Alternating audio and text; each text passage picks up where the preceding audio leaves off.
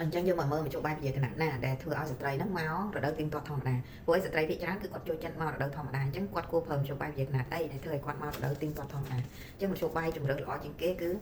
ការប្រើថ្នាំគ្រាប់នេះការប្រើថ្នាំគ្រាប់ដែលគេប្រើក្នុង21ថ្ងៃក្នុងមួយខែបើសិនជាគេដាក់ថ្នាំក្នុង21ថ្ងៃបានន័យថាអាគ្រាប់ក្រហម7គ្រាប់នេះគឺជាជាតិដែកក៏ប៉ុន្តែអរម៉ូនវាមានតែ21ថ្ងៃអញ្ចឹងគេបញ្ចូលអរម៉ូនវគ្គទី1និងវគ្គទី2បានន័យអឺសូចិនប្រូជេស្តេរ៉ូនធ្វើយើងមករដូវធម្មតាអញ្ចឹងយើងបញ្ជាដោយសិប្បនិមិត្តណាមករដូវធម្មតាអញ្ចឹងថ្នាំគ្រាប់ហ្នឹងគឺមករដូវទៀងទាត់បំផុតហើយមជ្ឈបាយដែលយើង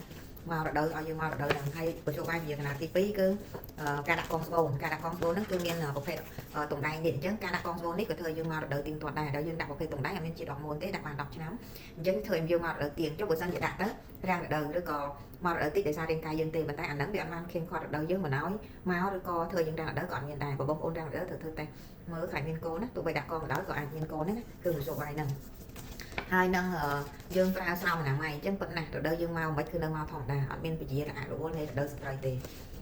ហើយនឹងមជ្ឈបាយចងដៃស្បូនស្ត្រីដើម្បីបញ្ឈប់កំណើតអញ្ចឹងនៅពេលដែលគាត់សម្រេចចិត្តចងដៃស្បូនអញ្ចឹងគឺគាត់មករដូវធម្មតាអត់មានរាំងរដូវទេហើយមជ្ឈបាយចងបំពង់ទឹកកាមេជីវិតបុរសហ្នឹងក៏ធ្វើឲ្យស្ត្រីមករដូវជាធម្មតាដែរដោយសារបុរសគាត់អ្នកពជាអញ្ចឹងគាត់មករដូវធម្មតាដូចគ្នាអញ្ចឹងហើយនឹងមួយទៀតគឺកៅអៀបងប្អូនដែលបិទកៅអៀមកទឹកបិទម្ដងមកទឹកបិទម្ដង3អាទិត្យជាប់គ្នាហ្នឹងក៏ដូចឆ្នាំគាត់ពជាកណាអញ្ចឹងគាត់មករដូវធម្មតាទេមិនមានបញ្ហារាំងរដូវទេបើរាំងរដូវនេះគាត់ប្រើអត់ត្រឹមត្រូវ